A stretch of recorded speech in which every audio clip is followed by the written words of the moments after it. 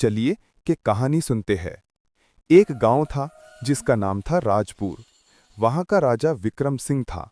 वो न्यायप्रिय था, लेकिन अंधविश्वासी शासक था। राजपुर में एक अफवाह हवा की तरह फैल गई। जो भी सुबह राघव का चेहरा देखेगा, उसका दिन बर्बाद जाएगा। धीरे धीरे लोग राघव से दूर भागने लगे। बाजार में अगर राघव दिख जाए तो दुकानदार अपने दुकानें बंद कर देते। ये बात राजा विक्रम सिंह के कानों तक पहुंची। विक्रम सिंह भले ही न्यायप्रिय थे, लेकिन अंदर से अंधविश्वासों के जाल में फंसे हुए थे। उन्होंने कहा, अगर सच में ये व्यक्ति मनहूस हैं, तो इसका रहना राज्य के लिए अशुभ है। राजा ने अपने सिपाहियों को आदेश दिया, कल सुबह राघव को मेरे शयन कक्ष में लाओ, मैं स्वयं इसकी सच्चाई परखूंगा। सुबह हुई, राजा ने आंखें खोली तो सबसे पहले सामने राघव का चेहरा दिखा। उसी दिन दरबार में अचानक भारी विवाद छिड़ गया। राजकोष की चोरी की खबर आई और दोपहर तक राजा को एक दाना तक नसीब नहीं हुआ। क्रोध से लाल होकर राजा बोले, आज से इस मनहूस का चेहरा कोई न देखे, कल इसे फांसी दी जाएगी। चतुर्देव को जब ये बात पता चली तो वो मुस्कुराए। वो सीधे जेल पहुंचे, जहां राघव दीवार से टिककर बैठा था, आंखों में आंसू लिए। चतुर्देव ने कहा, रोने से नहीं, सोचने से जिंदगी बदलती है। जो मैं कहूं वही करना। राघव ने सिर हिलाया। फांसी से पहले की अंतिम इच्छा। अगले दिन जब राघव को फांसी पर ले जाया जा रहा था, सिपाही ने पूछा, तेरी अंतिम इच्छा क्या है?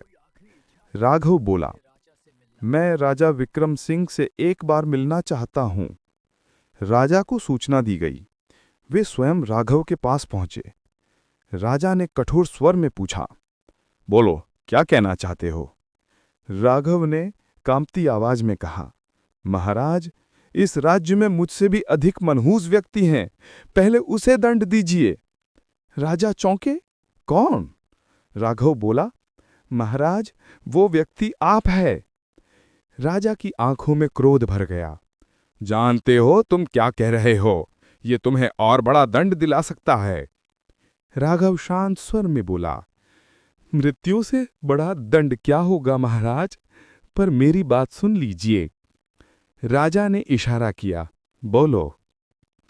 राघव बोला, कल सुबह आपने मेरा चेहरा देखा था और आपको दिन भर खाना नसीब नहीं हुआ, लेकिन उसी सुबह मैंने आपका चेहरा देखा था और मुझे मौत की सजा मिल गई। बताइए, ज्यादा मनहूस कौन हुआ? कुछ पल के लिए सन्नाटा छा गया। राजा की आंखों से पश्चाताप के आंसू बह निकले। उन्होंने आदेश दिया, राघव को तुरंत रिहा किया जाए। फिर मुस्कुराते हुए बोले, ये बुद्धिमानी की बात तुम्हारे दिमाग में कैसे आई? राघव बोला, महाराज, ये सब मेरे मित्र चतुर्देव का विचार था। राजा ने चतुर्देव को दरबार में बुलाया और कहा, आज से तुम्हारा नाम रहेगा राजपुर का अंतरात्मा। और राघव को न केवल आजाद किया गया, बल्कि उसे दरबार का आधिकारिक मोची बना दिया गया। राजपुर के इतिहास में उस दिन लिखा गया, अंधविश्वास तब मरता है जब बुद्धि जीवित होती है। अब ये कहानी यही